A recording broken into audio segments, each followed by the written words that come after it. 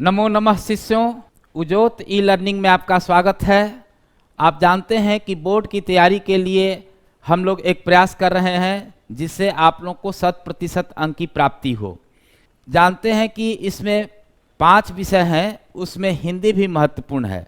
जैसे आप संस्कृत है, हिंदी है, गणित है, उसके बाद विज्ञान है और साथ साथ सामाजिक विज्ञान है। तो सभी विषय जो हैं 100-100 अंक के हैं। अंग्रेजी भी है, परंतु अंग्रेजी में परीक्षा देना अनिवार्य है। इस प्रकार से आप लोग के परिणाम में जिस प्रकार आप लोग संस्कृत पढ़ते हैं, जिस प्रकार गणित पढ़ते हैं, जिस प्रकार आप विज्ञान या सामाजिक विज्ञान पढ़ते हैं, ठीक उसी प्रकार आपको 100 अंक का हिंदी भी आएगा।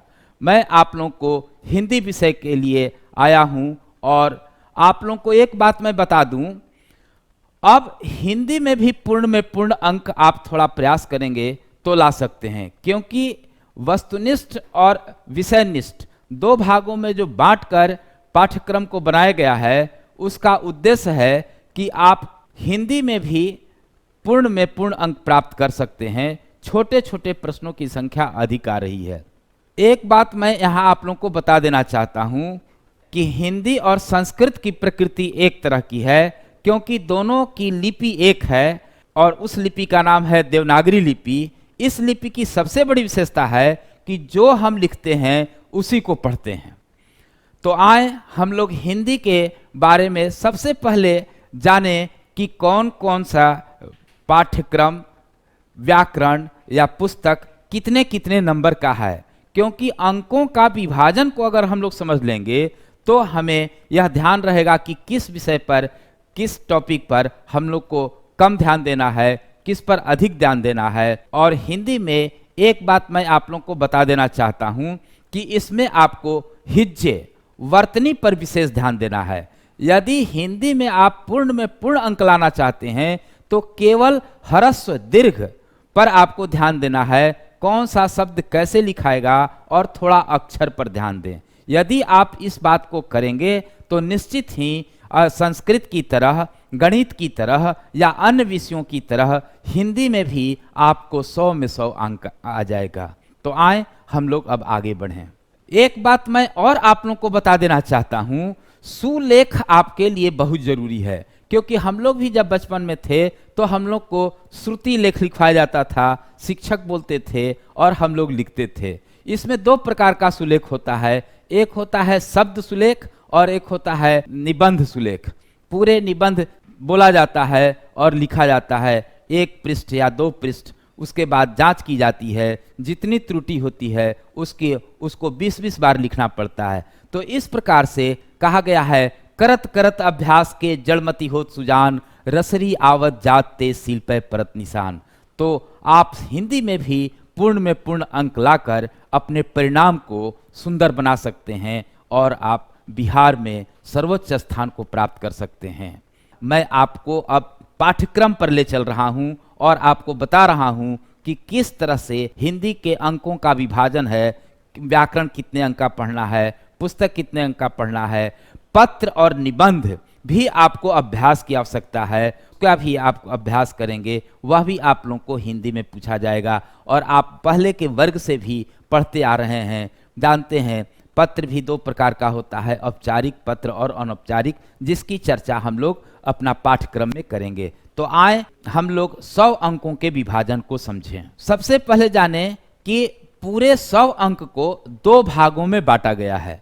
पहला भाग है वस्तुनिष्ठ प्रश्न और दूसरा भाग है विषयनिष्ठ प्रश्न। जैसा कि आप इसको अन्य विषयों में इस बात को शिक्षक लोग ध्यान दिए हैं और आप लोगों को बताए होंगे, संस्कृत के में भी आप इस बात को समझे होंगे, गणित में भी समझे होंगे और अन्य विषयों में भी इसी तरह का 50 अंक का 2 भागों में विभाजन है। 50 अंक को कहते हैं वस्तुनिष्ठ प्रश्न और दूसरे को कहते हैं विषयनिष्ठ प्रश्न।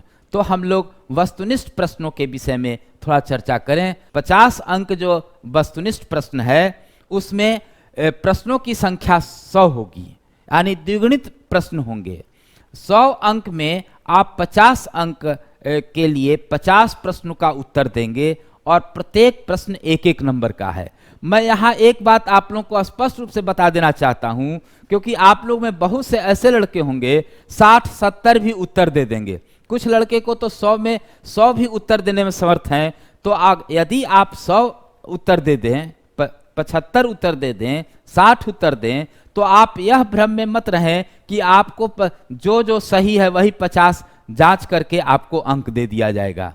यहाँ आप लोगों को ये बात समझ लेना चाहिए कि अगर आप 50 से अधिक प्रश्नों का उत्तर देते हैं तो प्रारंभ से 50 गिनकर आपको अंक दिया जाएगा। उसमें यदि गलत है तो आपको गलत काट दिया जाएगा। इसलिए आप उन्हीं 50 प्रश्नों को पहले लिखें जो आपको 50 प्रश्न आता है, और अगर अंदाज से कुछ और लिखना चाहते हैं तो उसको आप बाद में लिख सकते हैं। इस बात को आपको यहाँ समझना जरूरी है। तो ये 50 अंक का विभाजन है। इसमें कैसे अंकों का विभाजन है? तो व्याकरण आपके 15 अंक का रहेगा। व्याकरण से संबंधित प्रश्न आएंगे 15 अंक के, और प्रश्नों की संख्या होगी 30, द्विगुणित प्रश्न होंगे। गद्य भाग से आप जानते हैं कि गोधूली द्वितीय भाग आपका है पाठ्य पुस्तक, उसमें गद्य भाग है। गद्य मतलब होता है कहानी, स्मरण, निबंध, ये सब गद्य भाग में आते हैं। तो इससे वस्तुनिष्ठ में 15 अंक रहेंगे, प्रश्नों की संख्या 30 होगी। पद भाग में भी 15 अंक रहेंगे और प्रश्नों की संख्या 30 होगी। और एक आपको पढ़ना है पूरक पाठ्य पुस्तक। आप इसको संस्कृत में जानते हैं कि पूरक पाठ्य पुस्तक है, उससे अंक के दृष्टिकोण से नहीं है, परंतु हिंदी में ये इससे आपको प्रश्न आएगा। वस्तुनिष्ठ में इससे 5 अंक के प्रश्न पूछे जाएंगे। उसका नाम है वर्णिका। वर्णिका पुस्तक जो आप लोग के पास होगा उससे वस्तुनिष्ठ प्रश्न 5 अंक के आएंगे। तो इस प्रकार से आप 50 अंकों का विभाजन वस्तुनिष्ठ प्रश्नों का देख लिए। इसको हम लोग और आगे प्रश्नों पर हम लोग विचार करेंगे। व्याकरण को विस्तृत रूप से हम लोग देखेंगे कि इसमें क्या क्या है, गद्य भाग में कौन कौन पाठ हैं, पद भाग में कौन कौन पाठ हैं, और वर्णिका में किन किन पाठों को पढ़ना है। तो आए इसको हम लोग विस्तृत रूप से परिचयात्मक वर्ग को आगे बढ़ाएं और समझने का प्रयास करें। और खंड ब में है विषयनिष्ठ प्रश्न। विषयनिष्ठ प्रश्न जो होंगे उनकी संख्या कुल 6 होगी, अर्थात कुल 6 प्रश्न पूछे जाएंगे। इसमें पहला प्रश्न जो रहेगा वो अपठित गद्यांश रहेगा। इसमें क ख करके 2 गद्यांश दिया रहेगा, जिसमें आप कोई एक गद्यांश को बना सकते हैं, और उस गद्यांश पर 5 आपके प्रश्न रहेंगे। प्रत्येक प्रश्न का अंक है 2-2 अंक, तो 5 गुने 2, इस प्रकार से 10 अंक का हो गया। और एक आप सुन लीजिए, इस तरह के प्रश्न आपके संस्कृत में होंगे और अंग्रेजी में भी आएंगे। और पठित गद्यांश जो है उसको आपको 2 बार 3 बार खूब अच्छे ढंग से पढ़ना है। जब आप उसको ठीक ढंग से पढ़ लेंगे तो ये 5 प्रश्न का उत्तर आपको अपने से समझ के देना है। उसमें से खोज खोज के उतारना नहीं है, उसको समझ के अपने मन से उसका उत्तर देना है। इसलिए गद्यांश को आप ठीक से पढ़ें, ये बहुत आसानी से अंक उठ जाएगा और ये सरल पद्धति है। तो ठीक उसी प्रकार प्रश्न संख्या 2 भी अपठित गद्यांश ही होगी, और इसमें भी 2 में से कोई एक लिखना है। इसमें भी 5 प्रश्न होंगे और प्रश्नों अंकों की संख्या 10 होगी। कोई दिक्कत? देखिए, आप लोगों को इसको समझना बहुत जरूरी है, क्योंकि आप जब अंकों को समझ लेंगे, परिचयात्मक वर्ग में आप अच्छे ढंग से जान जाएंगे, तब उसके अनुसार आप तैयारी करेंगे। क्योंकि अब हम लोग जो हैं वो अंक के दृष्टिकोण से पढ़ रहे हैं। सर्वाधिक अंक किस तरह से आएगा, इसके लिए आप लोगों को ज्ञान दिया जा रहा है। इसमें आपका एक प्रश्न आएगा निबंध। निबंध आप नीचे वर्ग से लिखते आ रहे हैं, उसमें 5 निबंध रहेगा, और उस निबंध को पहले 500 शब्द में आता था लिखने के लिए, लेकिन अब 250 शब्द से 300 शब्द के बीच में आपको एक निबंध लिखना है, और इसके अंक होंगे 10 अंक होंगे। इसके बाद एक प्रश्न रहेगा औपचारिक और अनौपचारिक पत्र रहेगा। दोनों तरह के प्रश्न रहेंगे यहाँ, अथवा मैं लिख दिया हूं कि दोनों में से कोई एक आपको लिखना है। अथवा का मतलब है 2 में से कोई एक लिखना है। तो आप औपचारिक पत्र जो होता है वो प्राचार्य या पदाधिकारी के पास लिखा जाता है, और अनौपचारिक पत्र जो होता है पिता, भाई, बहन, मित्र के पास लिखा जाता है। तो इस प्रकार से प्रश्न 2 होंगे, आपको एक लिखना है, वह 5 अंक का होगा। और 5वां प्रश्न जो रहेगा वो पाठ्य पुस्तक से रहेगा। जो आप लोगों को पढ़ना है गोधुली, उससे 10 प्रश्न रहेंगे, 5 प्रश्नों का उत्तर देना होगा, जिसमें गद्य भाग से और पद भाग दोनों से रहेगा, अर्थात कविता से भी रहेगा, कहानी से भी रहेगा। तो पूरे गद्य और पद जो बांटे गए हैं, दोनों मिलाकर आपके 10 प्रश्न रहेंगे, जिनमें 5 प्रश्नों का उत्तर देना होगा और प्रत्येक प्रश्न 2-2 अंक के होंगे। 2 अंक स्तरीय है, ये लघु उत्तरीय में आएगा, इसको हम लोग लघु उत्तरीय में कह सकते हैं।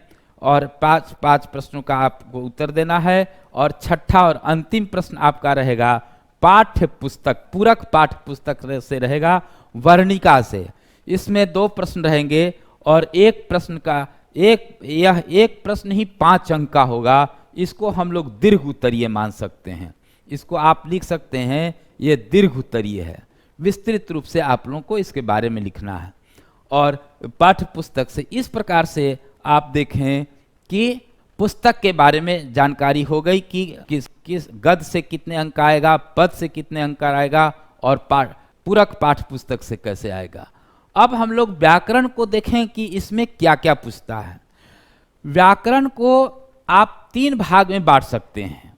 पहला भाग जो हिंदी व्याकरण में केवल पढ़ना है, दूसरा हिंदी और संस्कृत में दोनों में पढ़ना है वैसे पाठ्य, और तीसरा कुछ स्मरण करना है जो आपको शिक्षक पढ़ाएंगे नहीं, हो सकता है उस पर वार्तालाप हो जाए और उसको आपको अपने याद करना है, या नीचे वर्ग से आप लोग उसको पढ़ते आ रहे हैं।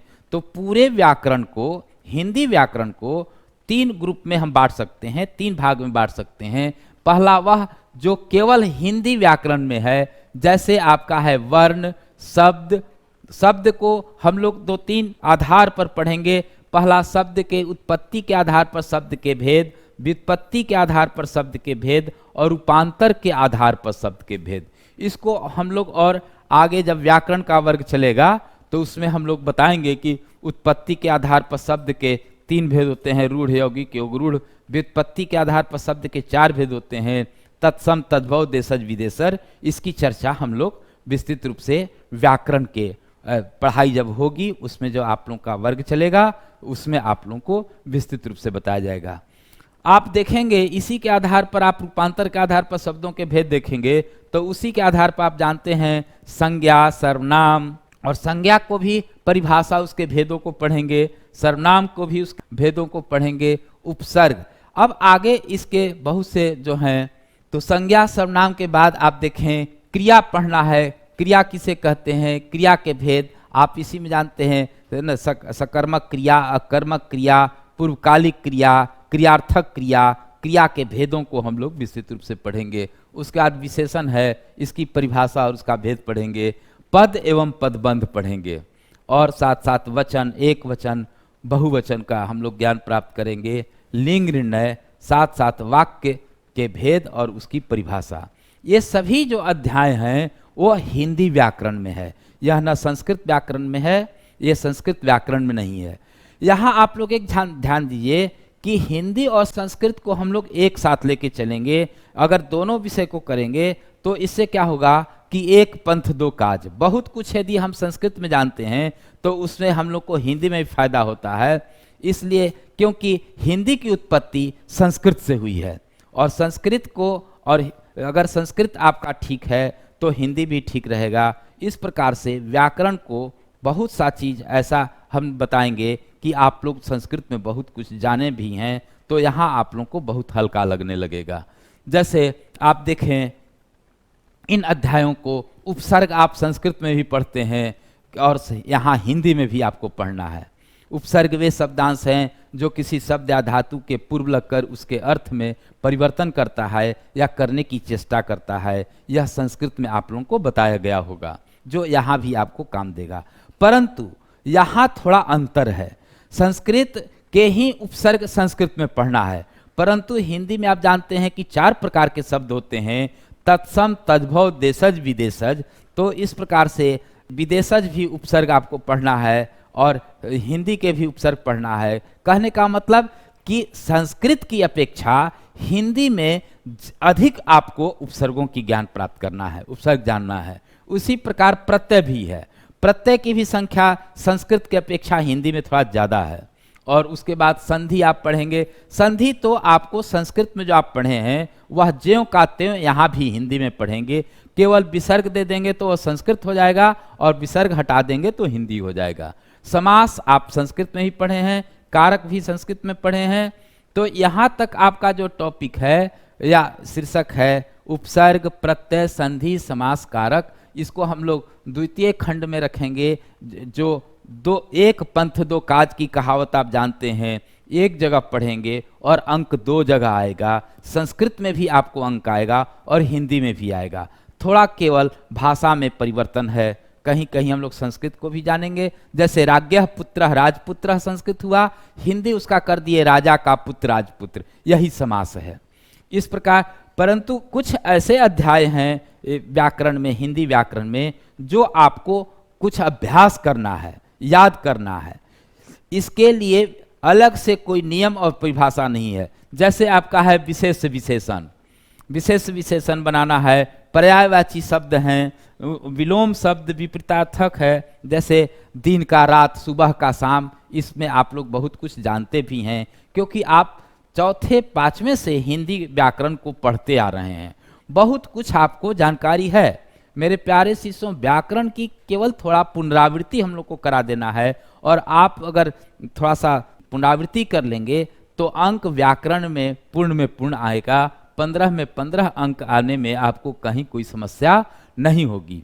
इसी प्रकार कुछ याद करने वाला है। आप जानते हैं अनेकार्थी शब्द, श्रुति संभिन्नार्थक शब्द, सुनने में एक ऐसा लेकिन अर्थ उसका अलग अलग होता है। उसी प्रकार अनेक शब्दों के बदले में एक शब्द है, मुहावरा है, लोकोक्ति है। और अशुद्ध वाक्य को शुद्ध करना है। शुद्ध वाक्य को अशुद्ध करना है नहीं, आप अशुद्ध नहीं कर देंगे, बल्कि अशुद्ध वाक्य दिया रहेगा उसको शुद्ध करना है। इसमें बहुत ध्यान देना है क्योंकि कभी कभी क्या होता है कि आपको जो बोला जाएगा लगेगा कि वह शुद्ध ही है, इसलिए इस पर ध्यान देना है। इस प्रकार से हिंदी व्याकरण में कौन कौन सा अध्याय पढ़ना है, किस किस पर हम लोग चर्चा करेंगे, इसके बारे में मैं आपको बता दिया। अब हम लोग आए पुस्तक पर। पाठ्य पुस्तक जो गोधली भाग 2 आपको पढ़ना है, उसको 2 भागों में बांटा गया है, गद्य भाग और पद भाग। तो गद्य भाग में आप देखिए पाठ का नाम है, इसमें सबसे पहले आप जानिए वस्तुनिष्ठ में इसमें आता है। अभी हम लोग वस्तुनिष्ठ को देख रहे हैं, वस्तुनिष्ठ के विचार कर रहे हैं। तो इसमें है श्रम विभाजन और जाति प्रथा किसकी रचना है, आता है तो भीमराव अंबेडकर, नाम जानना है। कौन पाठ किसका है, इस पर 6 नंबर के प्रश्न होते हैं, इससे आपको बहुत लाभ है।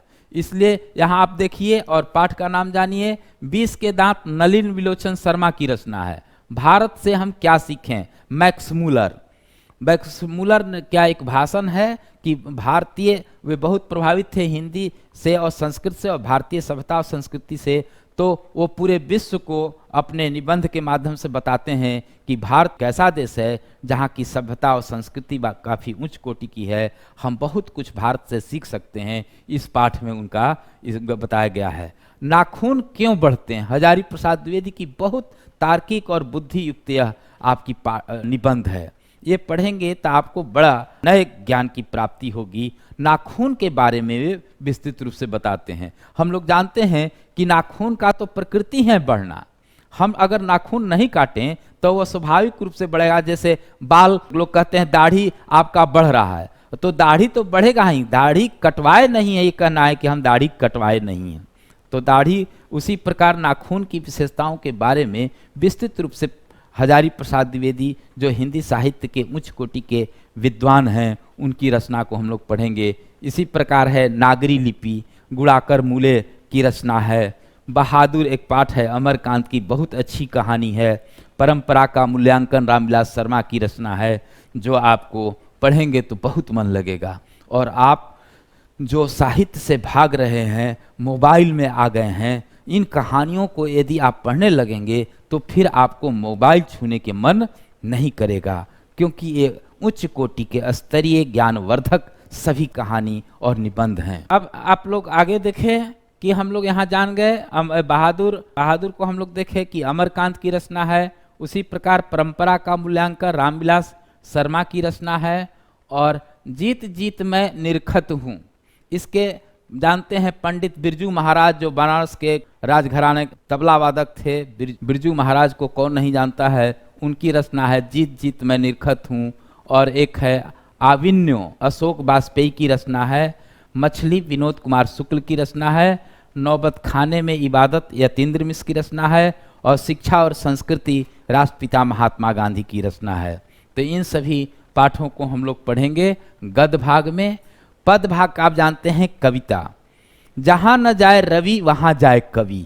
आप जानते हैं कि कवि कल्पना से उन स्थलों का खूब सुंदर वर्णन कर देता है जहाँ पर सूर्य के प्रकाश भी प्रवेश नहीं करते हैं। तो ये पद भाग को गद्य भाग की अपेक्षा कविता में कवि के भाव और समय में जाकर समझना पड़ता है। तो उसमें आप देखते हैं कि गुरु नानक जो हैं सिख धर्म के संस्थापक, उनकी रचना है राम नाम बिनु बिरथे जगी जन्मा, और जो नर दुख में दुख नहीं माने। ये दो बहुत भक्ति की कालीन रचना है, उसको हम लोग पढ़ेंगे, सिख धर्म के संस्थापक गुरु नानक की रचना को। और दूसरा हम लोग जानते हैं रसखान, जो कृष्ण के भक्त थे और कृष्ण भक्ति काल के कवि हैं। रसखान जो कृष्ण भक्ति शाखा के कवि हैं, वो प्रेम ऐनी श्री राधिका, और दूसरा है करील के कुंजन ऊपर वारों। ये दो रचनाएं रसखान की पढ़ना है। उसका तीसरा है अति सूद हो स्नेह को मार्ग हैं, ओ असुवनी है लय बरसों, दो घनानंद की रचना को आप पढ़ेंगे।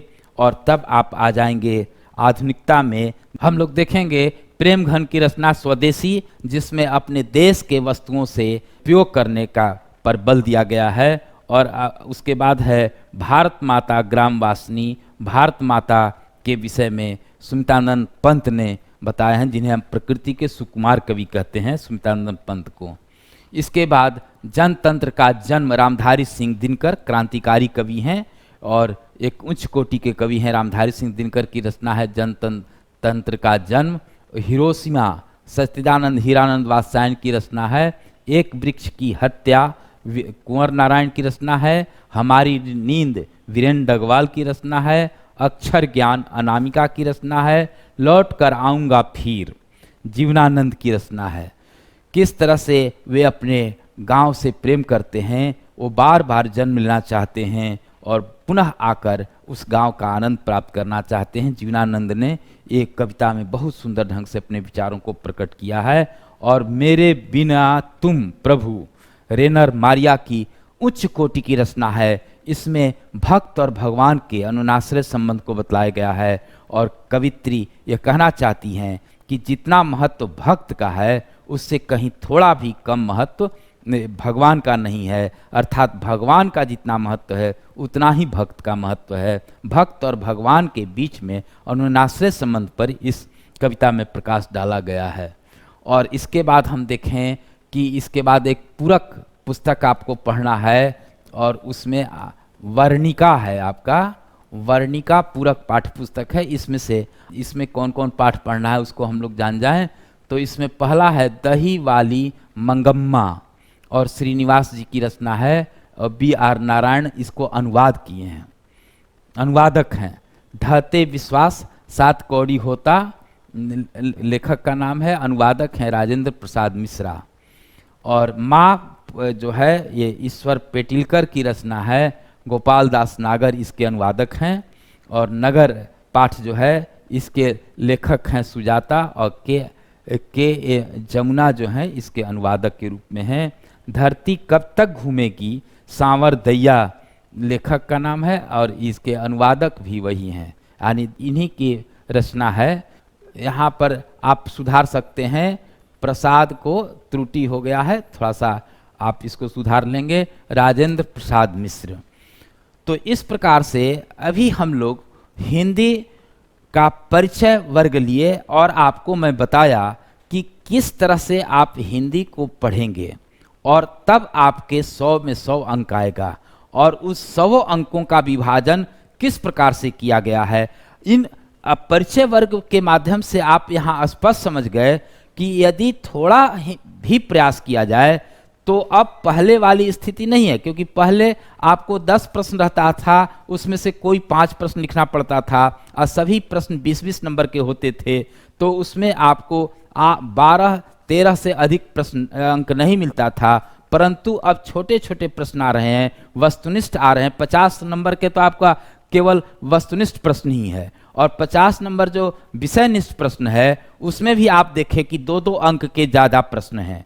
तो इस प्रकार से मात्र एक दीर्घोत्तरीय प्रश्न है 5 अंक का, जो पाठ्य पुस्तक से है। कहने का मतलब, और पत्र और निबंध भी 5 या 10 नंबर का है। कहने का तात्पर्य है कि यदि आप सुलेख और श्रुतिलेख अगर आप लिखेंगे, थोड़ा सा अशुद्धियों पर ध्यान देंगे और शुद्ध शुद्ध लिखेंगे, अक्षर अगर आपका सही होगा, तो निश्चित ही संस्कृत की तरह, गणित की तरह हिंदी में भी आपको 100 में 100 अंक आएगा।